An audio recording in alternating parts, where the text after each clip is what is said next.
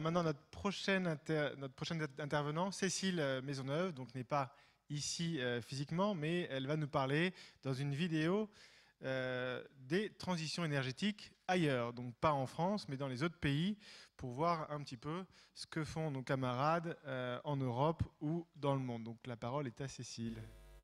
La transition énergétique, évidemment, est sur toutes les lèvres en France et je dirais plus généralement en Europe. Mais alors si on regarde au-delà de la France, au-delà de l'Europe, qu'est-ce qui se passe? La réalité du monde de l'énergie, du système énergétique international, c'est d'abord sa très grande inertie. Et sa très grande inertie se caractérise par quoi? C'est l'ultra-domination des énergies fossiles. Il faut savoir qu'il y a 30 ans, les énergies fossiles, c'était 82% du mix mondial. Aujourd'hui, c'est 75%.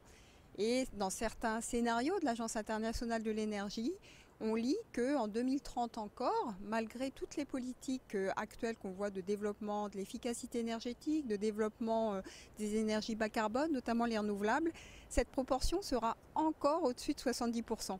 La raison en est simple, c'est que même si on fait beaucoup d'efforts pour développer des énergies nouvelles, en parallèle, la croissance de la demande énergétique dans les pays émergents est très très forte et qu'il faut répondre à cette demande.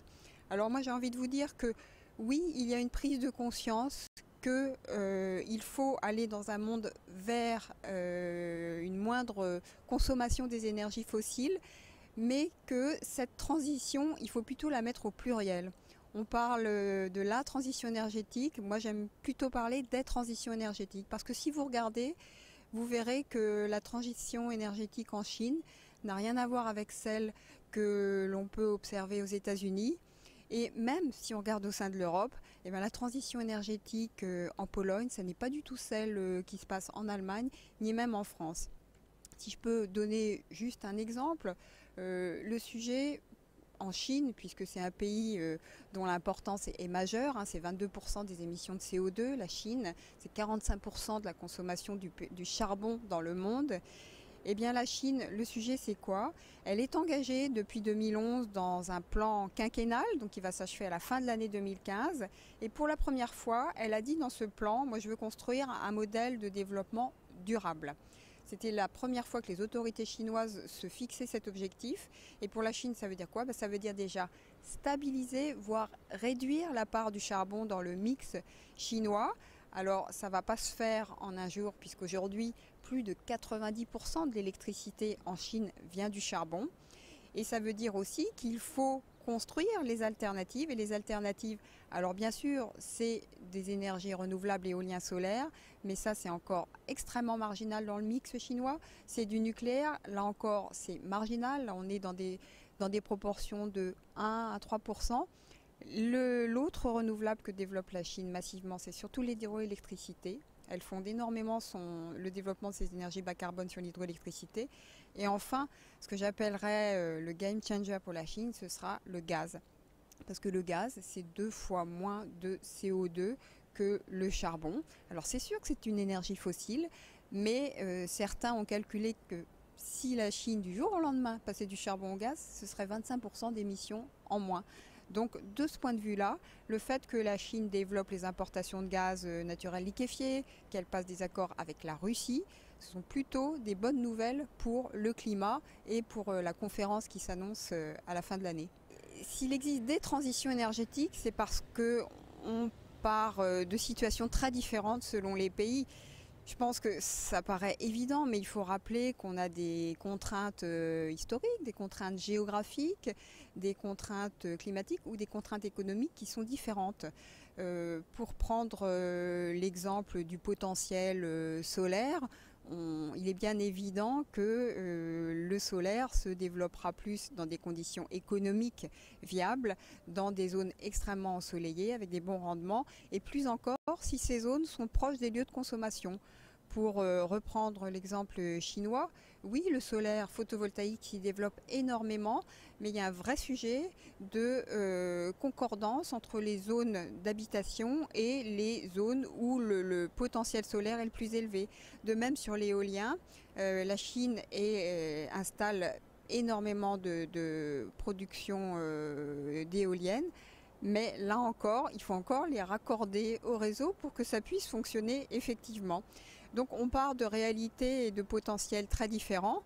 Et à l'inverse, quand on a sous ses pieds des énergies fossiles à bas coût, c'est le cas de la Chine avec le charbon, c'est le cas des États-Unis, alors c'était le cas historiquement avec le charbon, aujourd'hui avec le pétrole ou le gaz de schiste, qui dans certaines régions, sur certains bassins, sont à des coûts relativement modestes, et bien on va vers les solutions les plus faciles. Donc il y a ces contraintes-là. Je pense qu'il faut aussi comprendre que l'objectif numéro 1 de la plupart des pays quand ils pensent et quand ils mettent en œuvre leur politique énergétique, c'est d'assurer leur sécurité d'approvisionnement. Et de ce point de vue-là, le contexte géopolitique extrêmement tendu qu'on observe aujourd'hui au Moyen-Orient, ou encore avec la Russie dans la foulée de la crise ukrainienne, joue un rôle très important. Quand vous discutez en Europe avec un Polonais, il est certes engagé au titre de son appartenance à l'Union européenne dans la réduction de ses émissions de CO2, dans l'efficacité énergétique, mais pour la Pologne, la sécurité d'approvisionnement, quand on a un voisin qui s'appelle la Russie, c'est un sujet majeur. Et vous discutez avec tous les pays d'Europe centrale et orientale, ils vous répondront la même chose. Donc je pense que cet aspect de sécurité d'approvisionnement ne doit pas être sous-estimé. Et de ce point de vue-là, j'ai envie de dire qu'en 2014-2015, il y a eu un peu un retour de l'histoire avec cette crise ukrainienne. Alors il faut faire attention aux effets pervers. Je lisais l'autre jour, c'est encore un phénomène marginal, mais que par exemple, les pays voisins de l'Union européenne, je pense à la Turquie, je pense à l'Ukraine, à certains pays des Balkans, eh bien, se disent, puisque l'Union européenne veut réduire son approvisionnement en gaz de la Russie, moi je vais développer ma production de charbon et donc j'exporterai mon électricité à base de charbon vers les pays de l'Union européenne. Vous comprendrez que si on aboutit à ce résultat-là, on aura raté quelque chose. Donc quand on réfléchit à la politique énergétique, il faut bien sûr intégrer les sujets climatiques, c'est devenu une évidence pour tout le monde d'ailleurs, mais bien prendre en compte les préoccupations de chacun sur la sécurité énergétique. Et quand on va se réunir au Bourget à la fin de l'année pour la COP 21, il faut ne jamais oublier, quand on négocie, quand on veut aboutir à un accord, que ces préoccupations sont très prégnantes dans des pays qui sont exposés aux risques géopolitiques, beaucoup plus que nous ne le sommes, nous, en France, où c'est vrai qu'on a développé pour l'électricité une production nationale qui nous rend assez peu exposés à ce type de risque. Alors, quels peuvent être les effets de ces incertitudes géopolitiques, de ce contexte extrêmement troublé qu'on observe au Moyen-Orient, en Russie, sur la négociation climatique? J'ai envie de dire que ce qu'on voit aujourd'hui dans le monde énergétique et dans le monde en général, c'est beaucoup d'incertitudes. Si l'on regarde par exemple l'évolution du prix du baril de pétrole, où il a énormément chuté, là on le voit remonter un petit peu, les prix du gaz ont énormément chuté, et d'une certaine manière, cette incertitude est favorable aux politiques de transition énergétique. Pourquoi ? Elle est favorable parce que, d'une part, quand on met en place des politiques de transition, par définition, c'est du long terme. La transition énergétique, ça nous engage pour plusieurs décennies, ça ne va pas se faire du jour au lendemain, puisque je l'ai rappelé tout à l'heure, on parle de phénomènes qui ont beaucoup d'inertie, il ne faut pas confondre les effets de stock et les effets de flux.